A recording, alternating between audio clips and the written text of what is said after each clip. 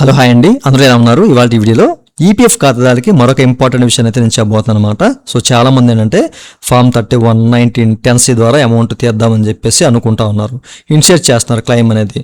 But initiate చేస్తున్న టైంలో ఏంటంటే వాళ్ళకి ఒక రకమైన ఇష్యూ వస్తుంది. అది ఎందుకు వస్తూ ఉంది, ఏం చేయాలి, ఎప్పుడు పోతుంది, ఇట్లాంటి విషయాల మీద చాలా మంది కామెంట్ సెక్షన్ అడుగుతున్నారు. కాబట్టి నేను ఈ వీడియోలో మీకు చెప్పబోతాను. సో ఏం జరుగుతుంది, ఏంటి, ఏం చేయాలనే విషయాలు ఓకేనా, స్కిప్ చేయకుండా ఎవరు చూడండి. అయితే వీడియోలోకి వెళ్ళే ముందు ఇలాంటి విషయాలు మీరు మరిన్ని తెలుసుకోవాలంటే ఈ వీడియో కింద మీకు సబ్స్క్రైబ్ బటన్ ఉంది, దాన్ని ట్యాప్ చేసి మంచిగా సబ్స్క్రైబ్ చేసి పక్కన ఉన్న బెల్ బటన్ని యాక్టివేట్ చేయండి, అన్నది కాకుండా లైక్ చేయండి.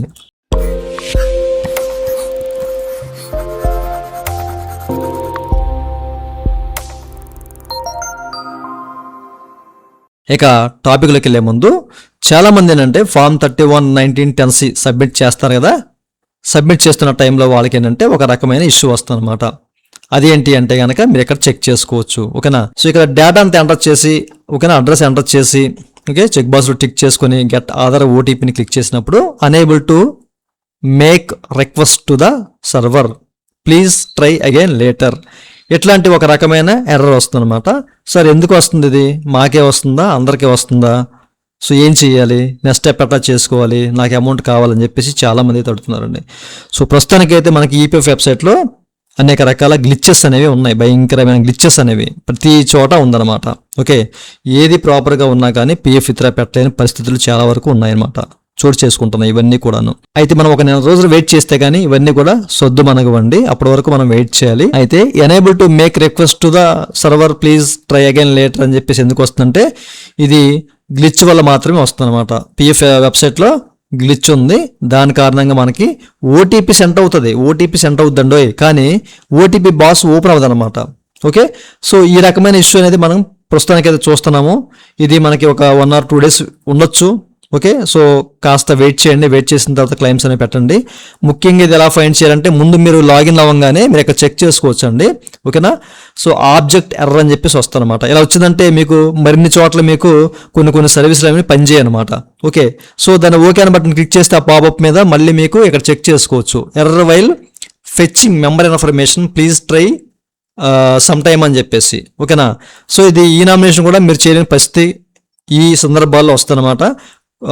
మీరు పిఎఫ్ ట్రాన్స్ఫర్ రిక్వెస్ట్ పెట్టినా కానీ మీకు కొన్ని సందర్భాల్లో ఇష్యూస్ అనేవి వస్తూ ఉంటాయి అన్నమాట. ఓకే, సో ఇట్లా మీకు గ్లిచ్ అనేది మనకి వెబ్సైట్లో అయితే ఉందన్నమాట. మీకు స్టార్టింగ్లోనే మీరు లాగిన్ అవ్వగానే మీకు ఎట్లాంటి పాపప్ వచ్చిందంటే మీరు పిఎఫ్ విత్డ్రా పెట్టలేరు ఓకేనా. ఆ తర్వాత మీరు వెళ్ళినప్పుడు ఎట్లాంటి ఇష్యూ వస్తుంది అనమాట. Unable to make request to the server, please try again later. కాస్త వెయిట్ చేయండి. ఓకే, సో ఒక 2-3 రోజులు వెయిట్ చేయండి. ఇదైతే మనకి సర్దుమనిగే అవకాశం అయితే ఉంది. ఇది గత 3 రోజుల నుంచి ఇలాగే వస్తుందన్నమాట. చాలామంది పాపం ఇబ్బంది పడుతూ ఉన్నారు దీనివల్ల. లేదనుకుంటే కనుక మీరు పిఎఫ్ వెబ్సైట్లో మీకు గ్రీవెన్స్ పోర్టల్ ఉంది కదా, మీకు తెలిసే ఉంటుంది చాలామందికి. ఓకే, మీ ఎంప్లాయీ పోర్టల్లోకి వెళ్తే కనుక సో మీకు గ్రీవెన్స్ ఇక్కడ చూడండి, మనకి ఈపీఎఫ్ IGMS అని చెప్పేసి రిజిస్టర్ యువర్ గ్రీవెన్స్ అని చెప్పేసి. ఓకే, సో ప్రస్తుతానికైతే ఓపెన్ అవ్వట్లేదు, ఇది కూడా ఓపెన్ అవ్వట్లేదు, చెక్ చేసుకోవచ్చు. ఇట్లా చాలా రకాల ఇష్యూస్ ఉన్నాయన్నమాట ఓకేనా. సో దాంతోపాటు ఏంటంటే మనకి వెబ్సైట్ ఇది మనకి యూనిఫైడ్ పోర్టల్ కూడా ఓపెన్ అవ్వట్లేదు. ఇలాంటివి చాలా ఉన్నాయండి. ప్రస్తుతానికి ఇదంతా కూడా పోస్ట్ మైగ్రేషన్ పూర్తిగా కంప్లీట్ అవ్వలేదు. మనకు ఉమాంగ్ యాప్ కూడా ప్రస్తుతానికి పోస్ట్ మైగ్రేషన్ ప్రాసెస్లో ఉంది. దాని కారణం చేత చాలా వరకు మనకి ఇట్లాంటి ఇష్యూస్ జనరేట్ అవుతా ఉన్నాయి అనమాట. ప్రస్తుతానికి వెయిట్ చేయండి, పాస్బుక్స్ కూడా ఓపెన్ అవ్వట్లేదు. ఈ క్లైమ్స్ కూడా మీకు త్వరలోనే అవుతాయి, ఒక 2 or 3 days వెయిట్ చేయాలి మేబీ. సో ఇవన్నీ సర్దుమణిగిన తర్వాత మాత్రమే మనం క్లైమ్ అయితే మనం పెట్టగలం. మీకు అన్నీ బాగుండి కూడా అనేక రకాల ఇష్యూస్ అనేవి కనబడతా ఉంటాయి అన్నమాట. బట్ మీరైతే భయపడకండి, ఇవన్నీ కూడా సమ్ గ్లిచెస్సే, ఈ గ్లిచెస్ అన్నీ కూడా పోవాలి. ఓకే, సో చూసారు కదా చాలామంది కామెంట్ సెక్షన్లో అడుగుతున్న ఉద్దేశంతో ఈ విషయాన్ని చెప్తున్నాను. ఇదంటే వాళ్ళ వీడియో. ఈ వీడియో మీ నచ్చితే కింద లైక్ చేసి మనం సపోర్ట్ చేయండి. అలాగే ఇలాంటి విషయాలు మీరు మన దేశం కింద సబ్స్క్రైబ్ ఉంటుంది, అంటే ఆప్ చేసి మనం సబ్స్క్రైబ్ చేసి పక్కన ఉన్న thank you for watching and జై హింద్.